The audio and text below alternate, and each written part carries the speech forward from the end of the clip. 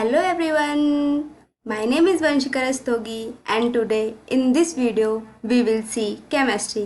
Guys, सबसे पहले मैं आपको बताना चाहती हूँ कि इस वीडियो में आज हम पढ़ेंगे केमिस्ट्री का पहला चैप्टर सॉलिड स्टेट। इस वीडियो के स्टार्ट करने से पहले गाइस मैं आपको कुछ और भी चीज़ें बताना चाहती हूँ। गाइस हम लोग का मोटो बस इतना है कि हम लोग बहुत ही इजी लैंग्वेज में आपको हर एक चीज़ समझा सकें। बस इसी मोटो के साथ हम इस वीडियो को लेके आए हैं आपके सामने। गाइस हम आपको ये भी बताना चाहते हैं कि हर एक चैप्टर को हम दो वीडियोस में रखेंगे। एक आधा पार्ट पहली वीडियो में रहेगा और सेकेंड चैप्टर मतलब आधा पार्ट दूसरे चैप्टर का दूसरे वीडियो में रहेगा। ठीक है, मतलब एक चैप्टर आपकी दो वीडियो में कवर हो जाएगी और बहुत ही कम टाइम लेंगे आपको पढ़ने में भी, क्योंकि बहुत सारे बच्चे चाहते हैं एक ही घंटे में पढ़ लें। तो गाइस ऐसी वीडियो हम नहीं बना रहे कि एक घंटे में पूरी केमिस्ट्री ख़त्म। वो तो बहुत सारे लोग डालते हैं यूट्यूब में ख़त्म, लेकिन बस मोटो ये है कि आपको जो भी बताऊँ वो आपको समझ में आए। ठीक है, चलिए हम स्टार्ट करते हैं आज का अपना पहला टॉपिक, सॉलिड स्टेट।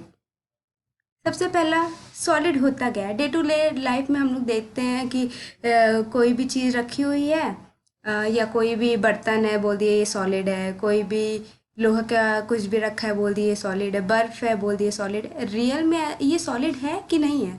तो वही आज हम देखेंगे कि रियल में सॉलिड है या नहीं है। सबसे पहला चीज़, सॉलिड होता क्या है? तो हम लोग बोल देते हैं solid is something which have definite volume, definite shape, etcetera etcetera. तो ये भी चीज़ सही है गाइस, ऐसा नहीं है कि सॉलिड का डेफिनेट शेप नहीं होता है या वॉल्यूम नहीं होती है, लेकिन एग्जैक्ट डेफिनेशन क्या है वो हम आपको आज बता रहे हैं।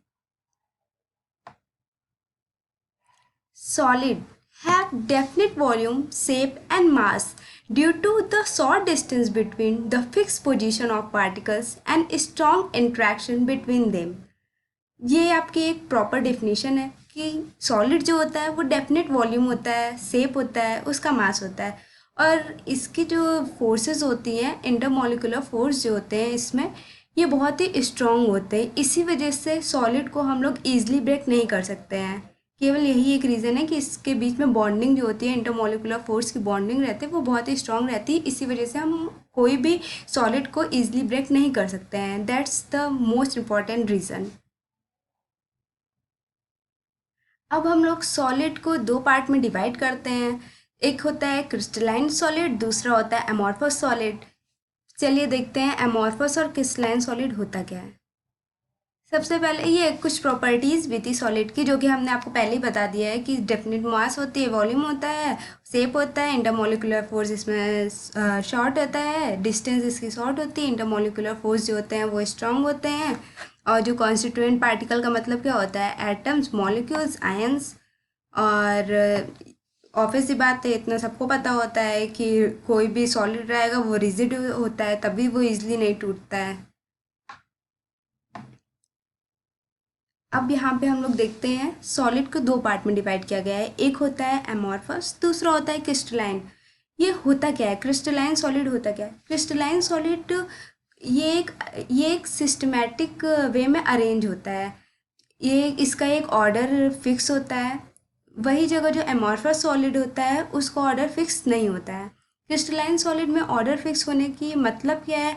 मतलब ये है कि जैसे हमने कोई भी क्रिस्टलाइन सॉलिड लिया NaCl, ठीक है। अब उसको हम लोग अगर अरेंज करेंगे तो सबसे पहले NaCl लिखेंगे, फिर NaCl लिखेंगे, फिर NaCl, मतलब कि वो अल्टरनेट में रहेगा। ये नहीं रहेगा कि NaCl लिखे फिर Cl लिख दिए फिर ऐसा कुछ नहीं लिखना। पहले NaCl लिखेंगे, फिर NaCl लिखेंगे, फिर NaCl, ऐसे एक सिस्टमेटिक वे में रहेगा।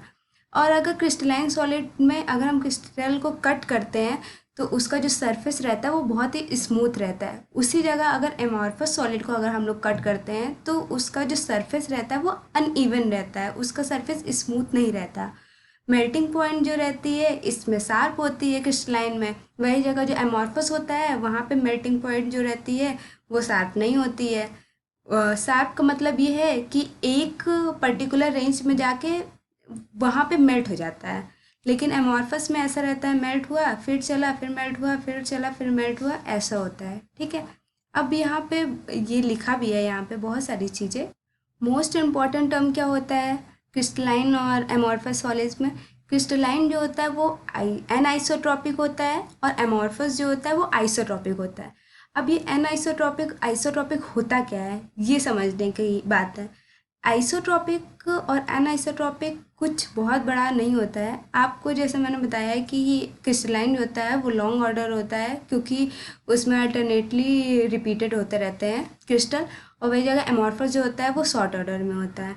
तो क्रिस्टलाइन जो रहता है वो एन आइसोट्रॉपिक रहता है। अब हम एन आइसोट्रॉपिक का एक एग्जाम्पल के थ्रू हम समझते हैं कि एन आइसोट्रॉपिक होता क्या है। यहाँ से देखिए, एन आइसोट्रॉपिक जैसे हमने लिया, ये यहाँ पे लिया सपोज ये सी डी सी डी, यहाँ पे सी डी, फिर यहाँ पे सी डी लिया, यही मतलब यही रिपीट हो जा रहा है, तो आप समझ जाइएगा।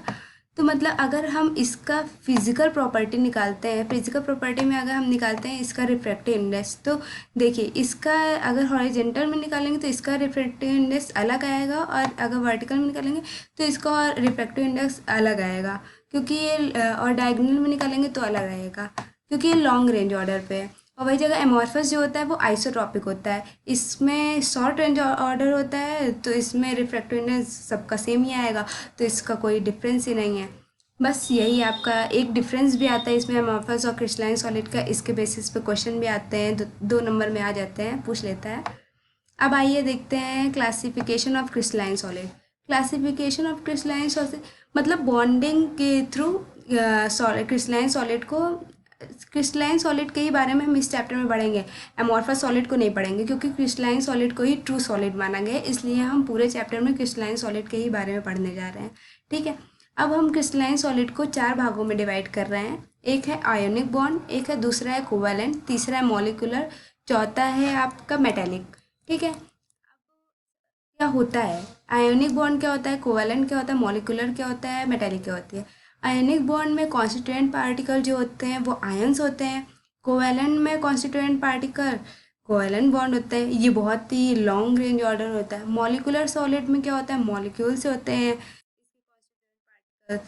मेटेलिक में मेटल्स होते हैं, जैसे आयरन, कॉपर, सिल्वर एक्सेट्रा। अब यहाँ पे एक चार्ट है, वो चार्ट मैं आपको समझाना चाहती हूँ। जैसे ये सॉलिड है, सॉलिड को 2 पार्ट में डिवाइड किया गया, amorphous solid, crystalline solid. Crystalline solid को भी 4 भागों में बांटा गया। यहाँ पहले कोवेलेंट, फिर दूसरा metallic, ionic, molecular. Covalent bond को 2 भागों में बांटा गया, 2 dimensional solid, 3 dimensional solid. Molecular को 3 भागों में, पोलर, नॉन पोलर, हाइड्रोजन। अब पोलर सॉलिड और नॉन पोलर, ये चारों आपको पता चल गया, कोवेलेंट, मेटेलिक, मेटल इसके कॉन्स्टिट्यूएंट, आयोनिक में आयंस होते हैं, मॉलिक्यूल में मॉलिक्यूल। अब मॉलिक्यूलर सॉलिड 3 पार्ट में, polar, non polar, hydrogen. Polar क्या होता है, इसमें जैसे इसका एग्जांपल हम दे रहे हैं आपको NaCl। ठीक है, Na जो है HCl, ठीक है, NaCl, HCl ये सब नॉन पोलर पोलर का है।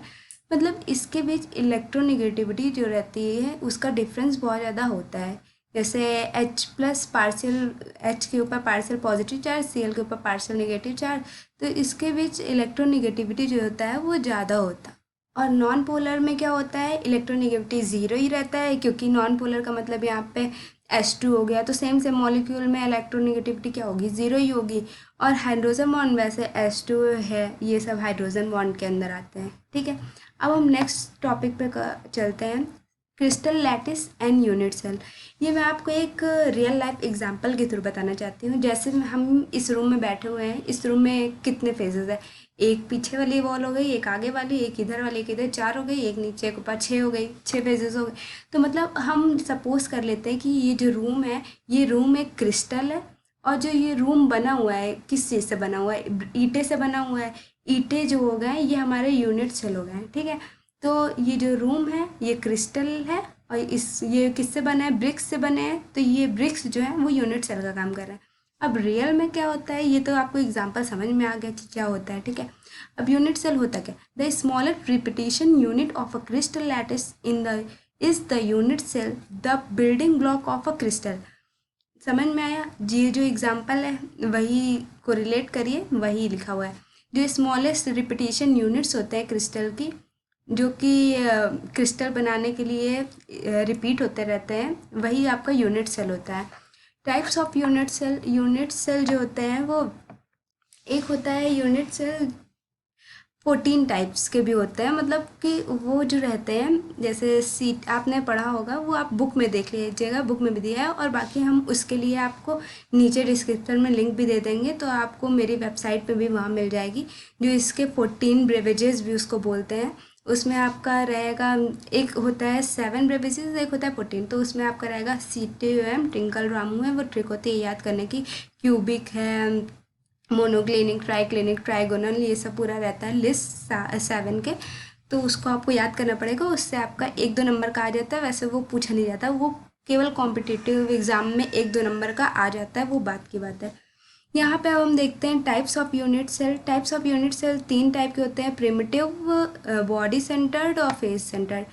Simple cubic, face centre, body centre. Crystalline solid क्या होते हैं? एक crystal structure is made up of atom, a crystal lattice is made up of point, a crystal, मतलब कि क्रिस्टल लैटिस क्या होते हैं? हमने एक ले लिया ये, ठीक है, एक ये ये ये कोई एक क्यूबिक हो गया, ठीक है।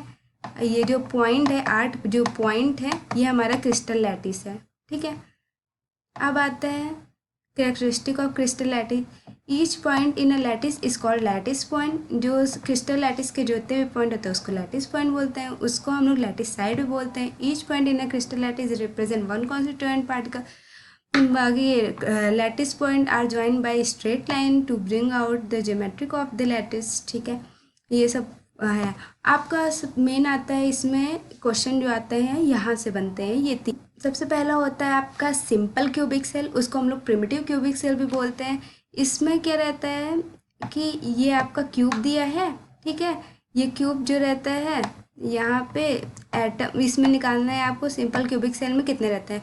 तो ये हर 1/8 पार्ट में डिवाइड होता है, और टोटल कितने आइटम 8 है, तो 1/8 इंटू 8 हो जाएगा, इक्वल टू 1 आ जाएगा। तो 1 आइटम इसमें होते हैं। बॉडी सेंटर में क्या होता है, ये 8 तो है ही, एक बॉडी सेंटर पे होता है, तो 8 कॉर्नर्स हो गए, 1/8 कॉर्नर पर एटम डिवाइड हो रहे हैं, तो 1 एटम हो गया। एक सेंटर में है तो 1 हो गया। टोटल कितना हो गया, 1 एटम सेंटर का और 1 पूरे वाले का, तो 2 हो गया। उसी तरह हम लोग निकालते हैं FCC का। FCC में क्या होता है, फेस सेंटर हम लोग निकालते हैं।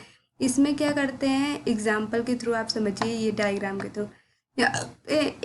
हर एक फेस में एक एक रहते हैं, और 8 यहाँ पे रहते हैं, तो हर फेस में कितना है, 1/2 डिवाइड हो जाएगा 6 से, क्योंकि 6 फेजेस हैं।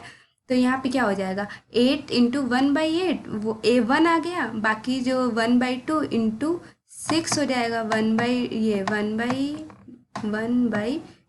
इंटू 6 होगा, तो क्या हो जाएगा, यहाँ से 3 आ जाएगा। और 1/8 इंटू 8 वाला है, 1 एटम ये, 3 एटम ये। टोटल एटम कितने होते हैं, यहाँ 4 होते हैं। तो सबसे ज़्यादा जो यूनिट सेल होते हैं, number of atoms in unit cell, वो FCC में होते हैं। उसके पहले BCC में होते हैं, और सबसे कम हमारा सिंपल क्यूबिक सेल में होता है। That's all about today guys. इसके आगे का हम लोग नेक्स्ट वीडियो में कवर करेंगे। And thank you guys for watching my video. Please like, subscribe and share. Thank you.